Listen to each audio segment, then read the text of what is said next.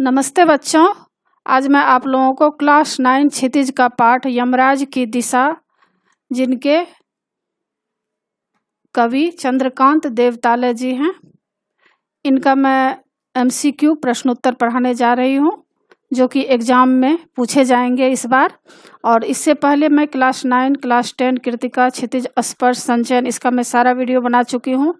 Full explanation, summary और question answer, और बहुत सारे चैप्टर का मैं MCQ बना चुकी हूँ और हिंदी व्याकरण भी बनाई हूँ। उन सबको देखने के लिए आप ऊपर दिए गए आई बटन पर क्लिक करके देख सकते हैं, या नीचे दिए गए डिस्क्रिप्शन बॉक्स में देख सकते हैं, या प्लेलिस्ट में जाकर देख सकते हैं। और बच्चों, आप मुझे इंस्टाग्राम, फेसबुक और ट्विटर पर भी फॉलो कर सकते हैं। तो अभी हम लोग पढ़ेंगे यमराज की दिशा का MCQ प्रश्नोत्तर एग्जाम के लिए। इसमें कुछ अर्थग्रहण संबंधी प्रश्न हैं, जिसको बोधात्मक प्रश्नोत्तर कहा जाता है। तो यमराज की दिशा में जो पैराग्राफ है उसमें दिया गया है, और इसमें थोड़ा सा कुछ क्वेश्चन आंसर है जो कि इम्पोर्टेंट है। उसके बाद MCQ नीचे दिया गया है।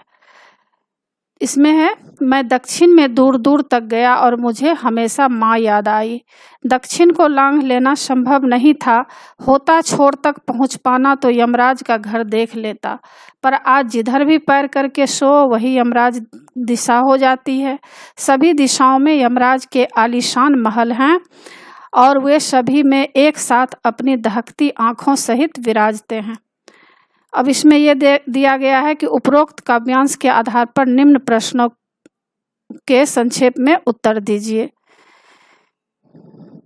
पहला, कवि ने ऐसा क्यों कहा कि दक्षिण को लांघ लेना संभव नहीं है। दूसरा, कवि के अनुसार आज हर दिशा दक्षिण दिशा क्यों हो गई है। तो पहला प्रश्न है, कवि ने ऐसा क्यों कहा है कि दक्षिण को लांघ लेना संभव नहीं है। उत्तर है, पृथ्वी गोल है, पृथ्वी पर चाहे जितना भी चलो कभी इसका अंतिम किनारा नहीं आता, इसलिए कभी दक्षिण छोर कभी भी लांघ नहीं पाया। दूसरा प्रश्न है, कवि के अनुसार आज हर दिशा दक्षिण दिशा क्यों हो गई है। उत्तर, इस पंक्ति का आशय यह है कि समाज में चारों ओर चोर, लुटेरे, बदमाश, भ्रष्टाचारी भरे पड़े हैं। चारों ओर मृत्यु का तांडव नृत्य करती है। आज चारों ओर ही यमराज का घर है। तीसरा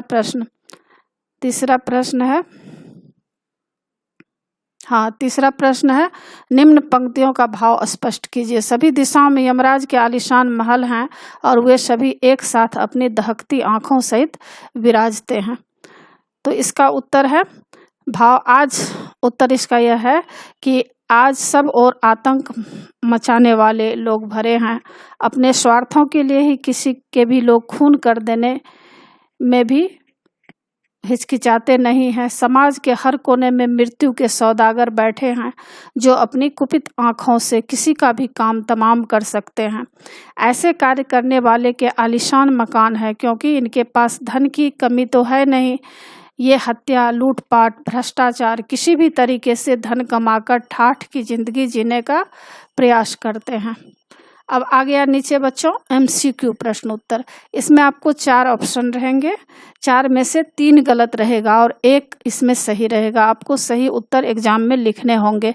तो जिस तरह से एग्जाम में लिखने का निर्देश देंगे उस तरह आप लिखेंगे। पहला प्रश्न है, चंद्रकांत देवताले का जन्म कब हुआ था। क सन 1936 में, ख सन 1938 में, ग सन 1940 में, घ सन 1942 में। तो चंद्रकांत देवताले का जन्म कब हुआ था। इसका उत्तर है क सन 1936 ईस्वी में। दूसरा प्रश्न है, चंद्रकांत देवताले का जन्म कहाँ हुआ। इसका उत्तर 4 है ऑप्शन। उत्तर प्रदेश के बस्ती जिले में, ख मुजफ्फरनगर के सलेपुर गांव में, ग है मध्य प्रदेश के बैतूल जिले के जौलखेड़ा गांव में, घ बस्ती जिले के अगोना गांव में। तो चंद्रकांत देवताले का जन्म कहाँ हुआ। इसका उत्तर ग है, मध्य प्रदेश के बैतूल जिले के जौलखेड़ा गांव में। तीसरा प्रश्न है, चंद्रकांत देवताले ने PhD किस विश्वविद्यालय से की है। क मेरठ विश्वविद्यालय, ख दिल्ली विश्वविद्यालय, ग इलाहाबाद विश्वविद्यालय, घ सागर विश्वविद्यालय। तो इसका उत्तर क्या होगा। चंद्रकांत देवताले ने PhD किस विद्यालय से की है। इसका उत्तर घ है, सागर विश्वविद्यालय से। चौथा प्रश्न है, निम्नलिखित में से कौन सी रचना चंद्रकांत देवतालय की नहीं है?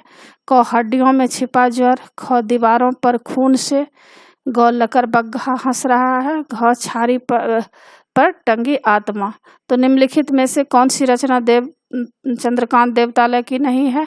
इसका उत्तर घ है, झाड़ी पर टंगी आत्मा। पांचवा प्रश्न है, चंद्रकांत देवतालय को निम्नलिखित में से कौन सा पुरस्कार मिला है? क, ज्ञानपीठ, ख, माखनलाल चतुर्वेदी, ग, पद्म भूषण, घ, साहित्य अकादमी। तो इसका उत्तर होगा, चंद्रकांत देवतालय को निम्नलिखित में से कौन सा पुरस्कार मिला है? तो उत्तर है ख, माखनलाल चतुर्वेदी पुरस्कार। छठा प्रश्न, कवि की माँ क्या जताने की कोशिश करती है? क, वह ईश्वर को अच्छी प्रकार जानती है, ख, वह अपने पुत्र से बहुत प्यार करती है, ग, वह ईश्वर से कभी नहीं मिली है, घ, वह बहुत बड़ी विदुषी है। तो इसमें प्रश्न है, कवि की माँ क्या जताने की कोशिश करती है? उत्तर है क, वह ईश्वर को अच्छी प्रकार जानती है। सातवां प्रश्न, माँ के कार्यों से कैसा आभास होता है? क, जैसे उसके कार्य बहुत सोच समझ कर किए गए हैं, ख, जैसे वह सभी कार्य भगवान की मर्जी से करती है, ग, जैसे वह बहुत अनजान है, घ, जैसे उससे होशियार कोई नहीं है। तो माँ के कार्यों से कैसा आभास होता है? इसका उत्तर ख है, जैसे वह सभी कार्य भगवान की मर्जी से करती है। आठवां प्रश्न, कवि की माँ ने एक बार कवि से क्या कहा? क, ईश्वर का भजन करो, ख, मेहनत से पढ़ो, ग, दक्षिण दिशा में यमराज का घर है, घ, किसी से मत डरो। तो प्रश्न है, कवि की माँ ने एक बार कवि से क्या कहा? इसका उत्तर ग है, दक्षिण दिशा में यमराज का घर है। 9 नंबर प्रश्न है, कवि की माँ दक्षिण दिशा की ओर पैर करके सोने से क्यों मना करती थी? क, भगवान के रुष्ट होने के डर से, ख, यमराज के रुष्ट होने के डर से, घ, बीमारी के डर से, घ, वह उसको अशुभ मानती थी। तो कवि की माँ दक्षिण दिशा की ओर पैर करके सोने से क्यों मना करती थी? इसका उत्तर ख है, यमराज के रुष्ट होने के डर से। 10वां प्रश्न है, कवि ने अपनी माँ से क्या प्रश्न किया? क, यमराज का घर कहाँ है, ख, पृथ्वी कहाँ क्यों घूमती है, ग, आकाश में कितने तारे हैं, घ, मेरी शादी कब होगी।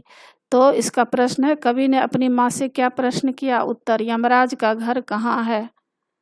11 नंबर प्रश्न, कवि को माँ के दक्षिण दिशा की ओर पैर न करके सोने से मना करने का सबसे बड़ा लाभ क्या हुआ? क, वह मृत्यु को समझ गया, ख, उसको उत्तर दिशा का ज्ञान हो गया, ग, उसको दक्षिण दिशा का ज्ञान हो गया, घ, वह ज्ञानवान हो गया। तो कवि को माँ के दक्षिण दिशा की ओर पैर न करके सोने से मना करने का सबसे बड़ा क्या लाभ हुआ? इसका उत्तर है ग, उसको दक्षिण दिशा का ज्ञान हो गया। 12 नंबर प्रश्न है, कवि के अनुसार हर दिशा में कौन है? क, धन, ख, ज्ञान, ग, राक्षस, घ, यमराज। तो कवि के अनुसार हर दिशा में कौन है? तो इसका उत्तर घ है, यमराज। 13 नंबर प्रश्न, कवि की माँ किस दिशा को मृत्यु की दिशा मानती थी? क, उत्तर, ख, पश्चिम, ग, दक्षिण, घ, पूरब। तो कवि की माँ किस दिशा को मृत्यु की दिशा मानती थी? इसका उत्तर है ग, दक्षिण। 14 नंबर प्रश्न है, यमराज कैसी आंखों सहित सब जगह विराज रहे हैं? क, दहकती आंखों सहित, ख, मद भरी आंखों सहित, ग, कुरूप आंखों से, घ, मृग नयनी आंखों से। तो यमराज कैसी आंखों सहित सब जगह विराज रहे हैं? इसका उत्तर है क, दहकती आंखों सहित। 15 नंबर प्रश्न, दक्षिण दिशा को लांघ लेना संभव क्यों नहीं है? क, दक्षिण दिशा दुर्गम है, ख, दक्षिण दिशा में समुद्र है, ग, पृथ्वी गोल है अतः कोई अंतिम किनारा नहीं है, घ, दक्षिण में यमराज का घर है। तो प्रश्न है कि दक्षिण दिशा को लांघ लेना संभव क्यों नहीं है? इसका उत्तर है, पृथ्वी गोल है अतः कोई अंतिम किनारा नहीं है। और जितना बच्चों में अभी MCQ आपको पढ़ाई हूँ, इसका ही सारा उत्तर नीचे दिया गया है, उसको मैं टिक कर दी हूँ, और अगर आप देखना चाहे तो आप देख भी सकते हैं। तो इसी के साथ बच्चों पाठ की समाप्ति होती है। आशा है आप लोगों को सारा पाठ अच्छी तरह समझ में आ गया होगा। एग्ज़ाम के लिए अच्छी तरह तैयार कर लीजिएगा, और उम्मीद है बच्चों कि आपको अच्छे मार्क्स आएंगे।